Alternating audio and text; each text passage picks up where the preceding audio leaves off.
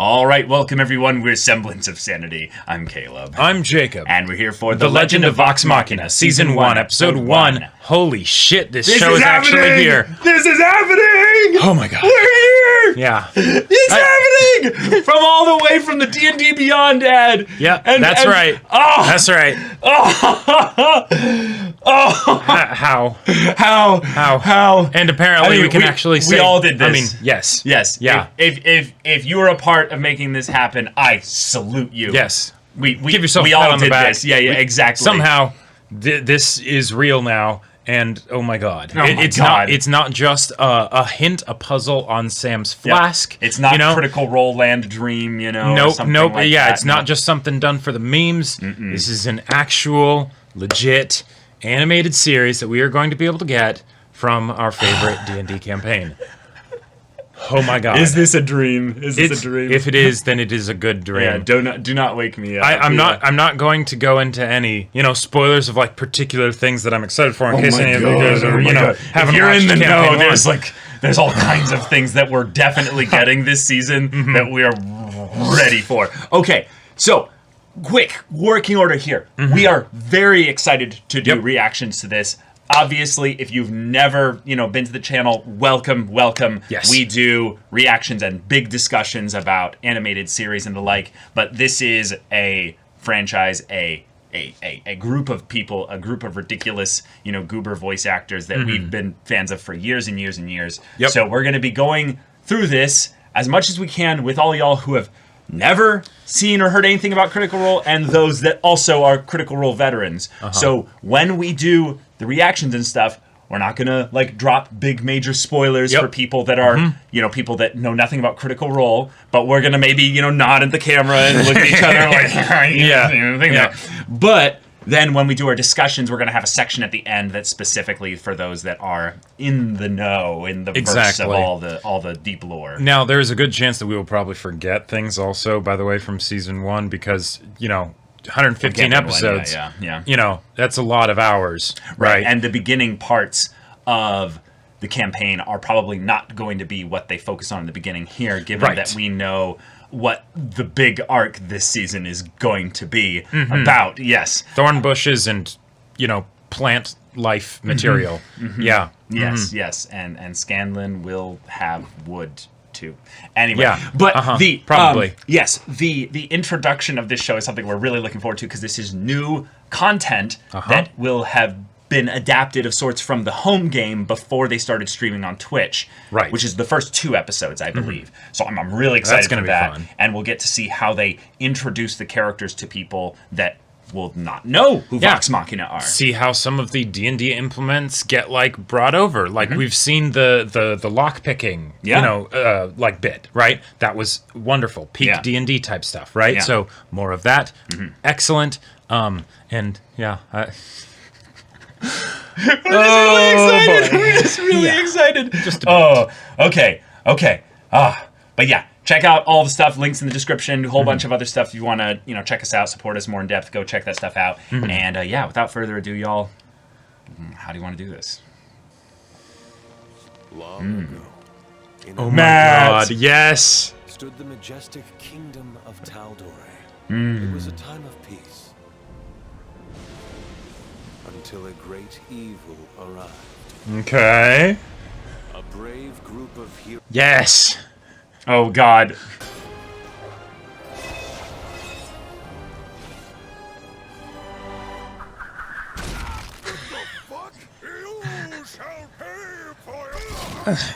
Oh my God. Well, that was something. Oh my God. Slaughtered like lambs. I state my case again, Sovereign Uriel. Wow, David Tennant. Oh. We must find more mercenaries. And where, might I ask? The Taurian butchers are butchered. The murder hobos... What? Murder hobos? Do not rest until you bring me the greatest band of mercenaries yes. in all of Tal'dorei. Bring them. Yes. Wow. Here they are. All right. Here they are. Who's the best? Grog wins. Again. What a surprise. Hey, what do we play drinking games with a guy twice our size. I think we should go to another Oh God. another round for Vox Machina, the greatest band of Oh God. in all the realms. Of God. course, Vex would say that. I heard you couldn't even rescue a cow from a burning. Hey, cows are complicated. Yep. Same with doors. Look at you scrawny ass. Wait to tickle your own pickle. You offering to help? No, I'm only asking you to give me a hand. Oh! can I keep this? Oh my God. Wow. Down there cooking, lads. Wow. And bar fight. Yes. There it is. Yes. Hey, look at Keelan. You're like, I like the action. Vax. Oh my God. Percy just can't be bothered. Oh.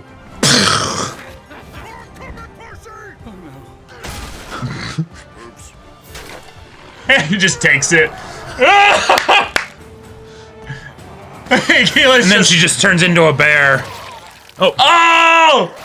Oh God! Why does this happen every time we go out drinking? Yeah. Oh! Drink it! Drink it. Over here. No. Oh! Oh! Oh! Oh no! Oh my Oh god. my God! Yes! Yes. Yes! Yes.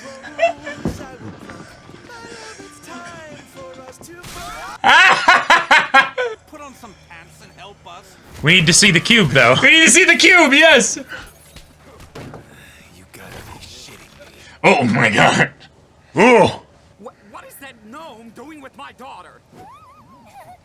It's probably best you don't know. Oh my God! Get yeeted.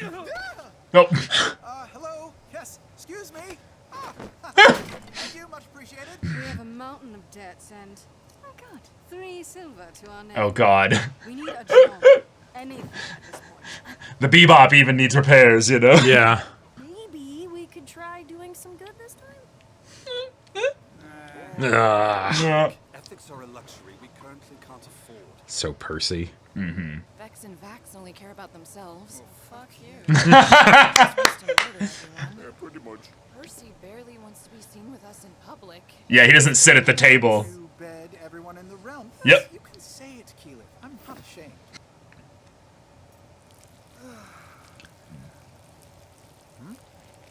Wow. Oh, apologies. That was Matt. That was Matt's voice again. Fighting for justice, for glory, protecting the kingdom and stuff. And stuff. Most importantly, Money. lots of money. Yeah, yeah. God. I love that by the fact that we just saw Yeah. the balls, we can know that yes, it is indeed a cube. yep. Whitestone hasn't been yes. Months. Our last message The voice cast for this show is God, so Kima good. sounds so good. Yeah. Send another guardsman straight away. Says the king. Yes, indeed. Guards? Buffoons. Clearly, you've never heard of the legend. Yes. of Vox. Talk them up, Scanlan. Yep. But I promise that you've never met a troop so qualified. Yeah, baby, let's go. Oh my god. He's a simple-minded twins, Vex and Vax. She shoots, he hides in the pitch. They're stealthy and quite deadly, but I forget which one is which. As for myself, Oh God. my Oh God. God. Here we go. double hand.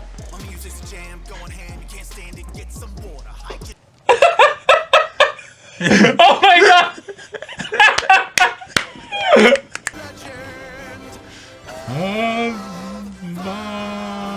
Legend. Manga. Sovereign, their reputation is less than stellar. You have a bear. Quite ferocious. And the song was entertaining. Let's just call in Agar's assassins again. Agar apparently had his head chopped off in a barroom brawl. Oh. Whoa. Whoa. Okay. Oh, nice. Interesting. Nice. We're going into that. Yeah. What exactly are we killing, and how much are we making? We don't know what you're killing, but once you kill it, all this is yours.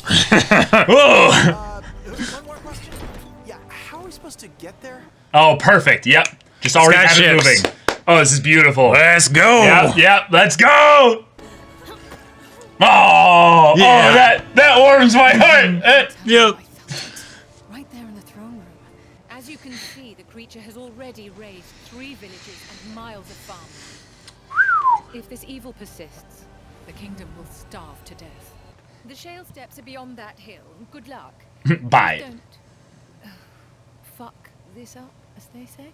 Thanks for the sweet ride. You'll be back to pick us up later, right? No. Excuse me, green friends. Ah. Have you seen any evil wizards or giant monsters passing through here? I was expecting a voiced response. Yeah. You're a priest of sorts, aren't you? Could you bless our house, protect it from this evil? A blessing? Everything will be tip-top. Okay, I'm sure you'll survive these trying times, so good luck. Wow. Are you a wizard? Nah. The magic's That's all campaign over 2. this. Yeah, no wizards in this party. Keep it safe. There's a monster roaming about. You mean flying? What's that? Something flew right over us. Oh. Knocked down the big tree on the hill. Dragon, maybe? Dragon? Yeah. Now they look human. Yeah. Uh-huh. We got a dragon, methinks. It's close. Everyone get ready.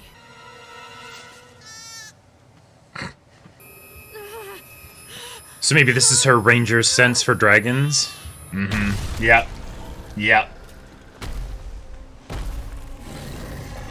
Oh, shit. Yep. Here we go. Yep. It's a storm dragon, baby. Let's go. Oh, my God. Yeah, you might be a little bit underprepared for this. Oh, my God. All right. Jeez. Oh. We fight! Well, all right. Immediately. Yep. Yep. I mean, it's not getting hurt at all. Yeah. Sorry. Okay. Oh, yeah. Let's go, Keyleth. Getting some call lightning in here. Uh-huh. Oh! That might have been the wrong choice of attack, though. Did I just make it worse? Oh, it's smart. It is smart. Oh, Yeah. God. The hand. Yeah, the hand. Yep. Nice.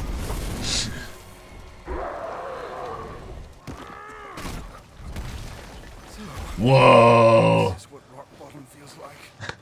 Yes. Yes, that is such a Percy line. Just a flesh wound, no big. Just a flesh wound. Wow. Just normal. I'm gonna throw up. Hold still, old friend. All right, fuck Uriel and all of this. We're done here. We didn't sign up for certain death. Must I remind you, we gave our word to the council. That should probably mean something. Oh, who gives a soggy anus about the council? We fought a lot of things, but a dragon? An actual dragon? It's not about the council or the contract. It's about these people. But yeah, they need to know that that's a dragon they're fighting too. Mm-hmm. We'll go back to the palace and get out of the contract. You don't understand, Percy. I felt it there too. At Yeah. the palace. Yeah. You're just telling us this now? I'm sorry. Someone on the council must have been in contact with the dragon, or Or is the dragon. I don't know, but I'm sure it was real. Let's just get the hell out of here and never set foot in Amon again. Can we all agree on that? Ooh, the Okay. group already threatened to split up. Oh, shit. Oh, damn.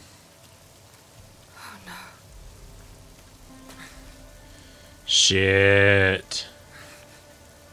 It was like nothing.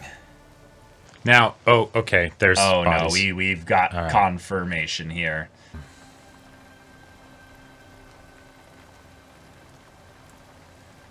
Well, welcome to Legend of Vox Machina. Yep. Oh no. Oh, God.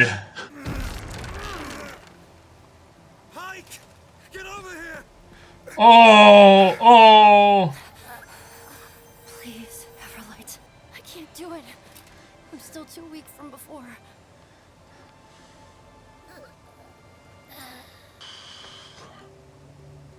What the hell are you doing, Scanlan?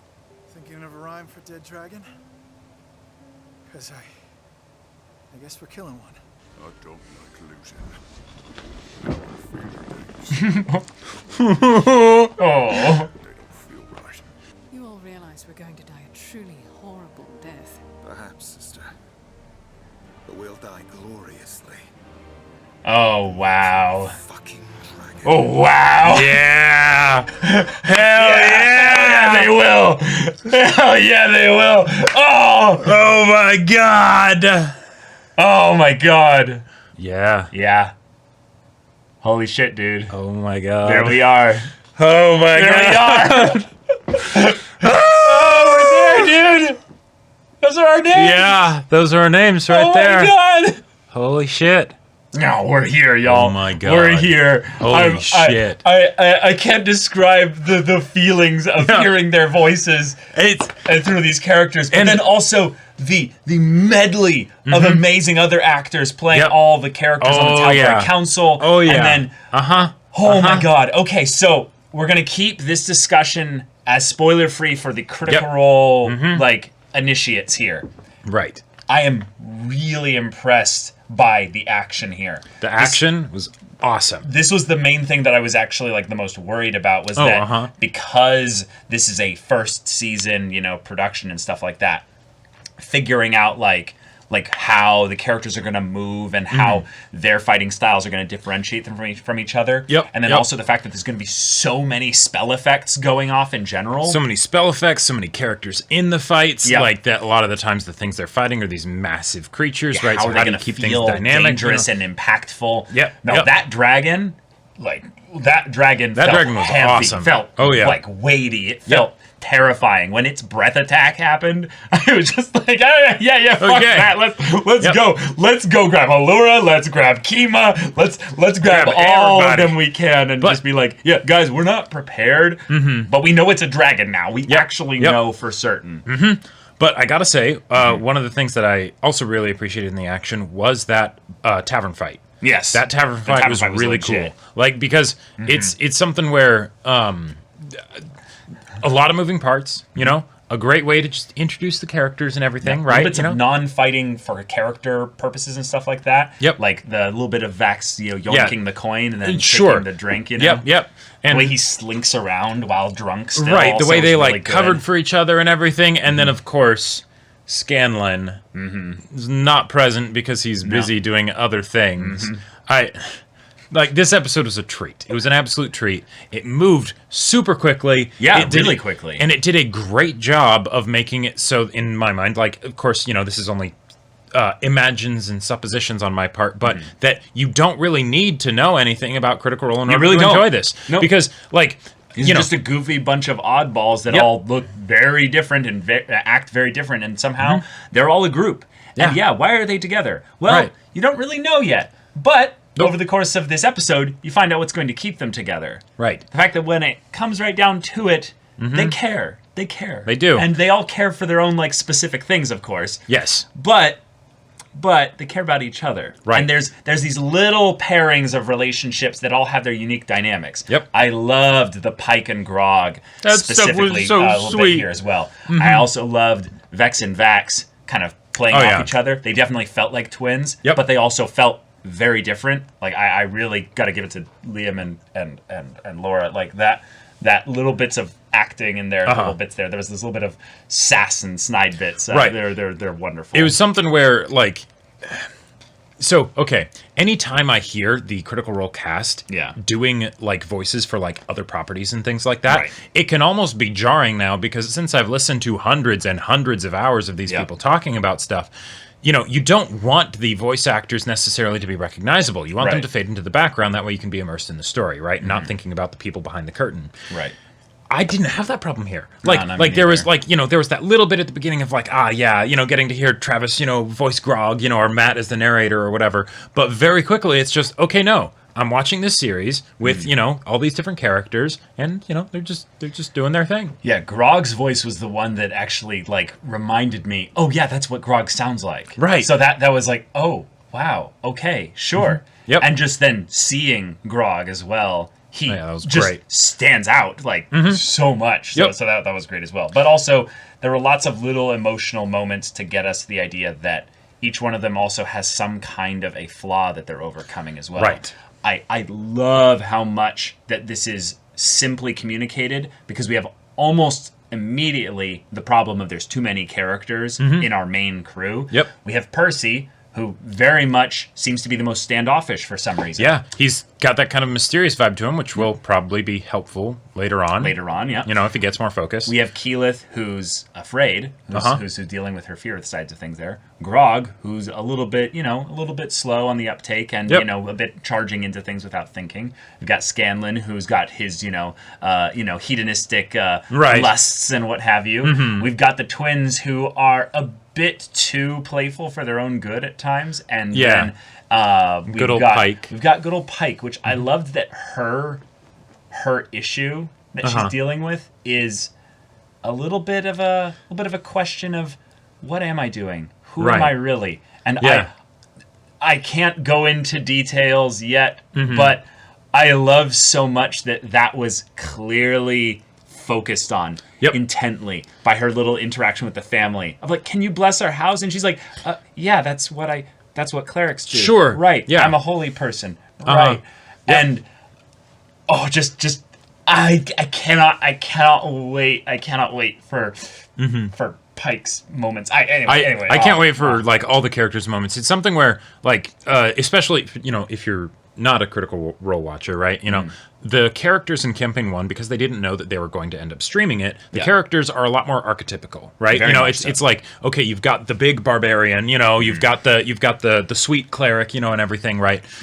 And then of course the flirty bard, right? Yeah. But when you have a big cast, it can be easy to have the characters and not like for this show, any show, it's very easy to have the characters just be the archetypes, just be the person with a different kind of hat, right? Yep. And that's all you have to differentiate them, because you only have so much time. But for each person, they gave that little bit of, just a twist, a spin, or whatever, right? To make sure that we felt grounded and attached to these characters. I want to give special shout out to Keyleth. Yes. Because special shout out for like sure. This episode could have totally been just sort of like a rule of cool, like, hell yeah, these are awesome, heroes and stuff, and anti-heroes and all that, and they're going to kick ass and take names, and it's going to be great. But actually showing that, no, even when they have these phenomenal cosmic powers and everything, right, one of them can still be like, oh shit, we might die. Yeah. That's terrifying, Like, that does a lot to bring in that sense of danger and realism that when you're playing D&D sometimes can kind of slip into the background, because you're playing a game, right? But for a show, no. This isn't a game, there's no roll initiative or whatever. It's just, oh God, what's happening? And I loved that. I loved it so much. Yeah, it was so good. Oh, I love also the little subtle bits of just understanding that, wow, there was a comedy intro in the beginning of the other band that were defeated there. There's all these little establishing things of, this is a world where there's a kingdom, but when the kingdom has problems, they generally reach out to mercenaries and what have you. Well, why would they generally do that? Don't they have a good kind of standing force of people that would protect them or what have you? Well, maybe there's some corruption, maybe there's something going on behind the scenes. Who knows? Yeah, maybe we'll get into that. But having the very little D&D mechanic nod of this is a ranger, actual ability that can sense dragons. And in lore, maybe dragons can turn into people. There was that whole thing of where the tracks kind of turned into, humanoid looking tracks, for that bit, Yeah, exactly. So maybe it's not necessarily obvious who it is, or it could be. Yeah, with how the show was shot, Like it does seem to be pointing to one person in particular, but who knows? It could be. Have to be. It could be a Severus Snape type situation where it's the they're the one that maybe looks the most dangerous potentially, but there's actually a Quirrell somewhere that's causing the real issue. Right, but, and having maybe a little bit of a look at who's actually on the Tal'dorei Council. Ha ha ha ha ha. Yeah. Of the ones there's say a few that it could actually be. Sure. And the thing is that because we don't have any knowledge about this little mini arc that they're going to do here for 2 episodes, I have no idea who it is. I don't have spoiler knowledge of knowing who it's supposed to be. I definitely have leanings towards. I think I know who it is based on the designs and such. Based on the designs, I think I have an idea as well. Yeah. But I could actually see it being someone else based on maybe some other things. Well, we'll have to see how because there's how the campaign is imagined and brought into the visual medium and everything. For sure. But then there's also any little details that they change or add or things like that to condense a 500-hour campaign or whatever into a manageable number of 25-minute episodes. For sure. So yeah. The voice acting was fantastic. Not just for the main Scanlan's Vox song. Machina. Oh god, that was that was fantastic. I want the full version. I want the full version with the part that he ended up cutting out. I'm sure it was mostly improv, in canon by Scanlan and everything. But that was pretty great. That being said, yeah. I also loved that they kind of gave us a bit of a tone setting in that this is going to be a mature show in terms of the content because, for those of you that don't know, Critical Role, there's all kinds of stuff they get up to. It's super violent in the D&D campaign. There's lots of risque stuff that goes down. Exactly. Yes, and I am lots of language. So excited for the answering the door. Should we start now for the spoilers for people that are?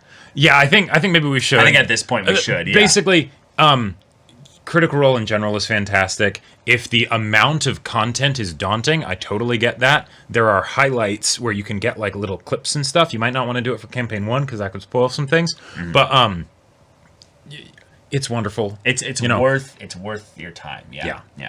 But okay, so we're now going to start the spoiler side of things here. Indeed. So we've got ourselves some of our favorite characters just showing up. That's always just a really good thing here. Allura and Kima were wonderful. Allura and Kima are great. I love that they're right next to each other. I love they look completely opposite styles, personalities, and what have you, and yet they both have that doubt kind of look. Right. Just really? Are you sure? Yeah.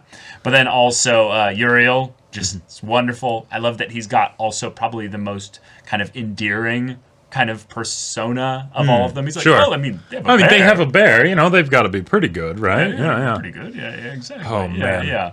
But then General Krieg by David Tennant. That was casually just was David glorious. Tennant's there. You know? Yeah, it's no great. big deal. It's great. Stephanie Beatriz, though, as Lady Kima, I think was my favorite of the non-Vox Machina voices that we got in this episode. Who the hell are you? Yeah, exactly. Huge fans of her from Brooklyn Nine-Nine, so that's just... It was really... a treasure. A treat, yes. Yep.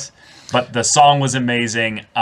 Seeing all the pairings hinted at, very obviously, with, Keyleth and Vax. Pike and Scanlan and their little thing there. Seeing also a lot of ways in which we can tell who partnered up with who before joining Vox Machina. Yes. Is also really cool to see. Yeah. I love the little inclusion of she's out of spell slots. Pike needs long rests, not short rests. Yep. So she can't just draw upon her power. And I'm so excited for her to draw upon her power when the time comes, because her faith journey is so cool. Yeah. One of the other things that I like, the dragon, that Vexalia sensed obviously is the green one. I forget the name, damn it. But Fence? No, the green dragon, the poison one. Anyways, but but that's the thing.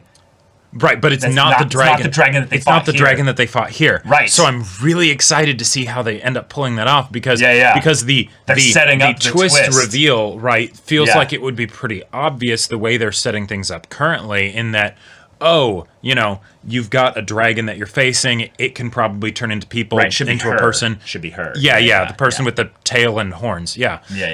Which again feels like it feels pretty obvious, so maybe it's not. Well, they're trying to make you think it's Sir Fin's. Right, exactly. Because he was the one that was looking intently at them. Yeah, but like I'm very curious to see how they take this because okay, they're gonna fight a dragon. Awesome, but it's there to set up the Chroma Conclave. It's there to set up the Chroma Conclave, which is after the Briarwoods. Briarwood arc. So they're basically saying, guys, season 2 is going to cover the Chroma Conclave. Right. Like I can just imagine all the like people who haven't watched the campaign and end up seeing this and they're like, oh, okay, so one of the people on there is like a dragon, right? If they're able to piece together the whole footprints thing, you know, they can turn into a person. Yeah. But then it's like you defeat the dragon and then Vex gets the same thing again when they go to see the council and it's like, wait, hold on, what's going on? And then you just forget about that basically while they go to deal with the Briarwoods. Like that would well, that's the thing, is that when they deal with the Briarwoods, they'll be interacting with a lot of the Tal'dorei Council, at specific key points. But then once they're in Whitestone and they're just there, that's going to take a bit of time. And now that they mentioned that Whitestone has gone dormant for a while and there's not sending a representative in, that's showing that everything's already gone down with the Rolos and and everything there. So I like that the way this episode basically was, I would say, weakest was that it needed to set up the grander story. And you could tell that a little bit of it was basically sacrificed as far as the way it was kind of delivering a story. It was very much a part 1 of 2, but also part 1 of a whole. I will say though, it did a great job for that whole part 1 thing because like the scene at the end where they're actually like, oh, I guess we're killing a dragon. Yeah. That worked wonderfully. That is exactly how a DM basically takes a party and says, hey, you guys are having trouble staying motivated here to stay together. Here's some motivation. Motivation, bam. And it's one of those things where I feel like as a delivery medium for the story, it's super D&D. It's also a thing that is very tricky to sell in a TV show without some really good acting on the part of the characters. But a lot of the ways in which they had the characters respond differently to this was really big. Keyleth responded with confidence. It forged from wavering stuff into confidence. Grog was like, I'm feeling things inside. I don't like it. Yeah, I don't like this. Yeah. And the way Percy was more interested in commenting on, well, Grog, that actually means something. And it's fun because we know who's the smartest in Vox Machina. Who's the smartest, but also who would maybe resonate the most with the idea of doing something for revenge. You know? And yet he's very much keeping himself on the down low here. I love that as a way to make it, because, again, big cast, super unwieldy. If you were going to have one character that you were basically going to hold off on, like showing who they are, it would totally make sense to be Percy, because one, it's in character for him, right? He totally can do the mysterious thing. But two, we're going to get the Briarwood arc where it will focus on him heavily, right? Yeah, a lot. And also, he literally doesn't fit the most in the party. Everyone else feels like a typical fantasy character.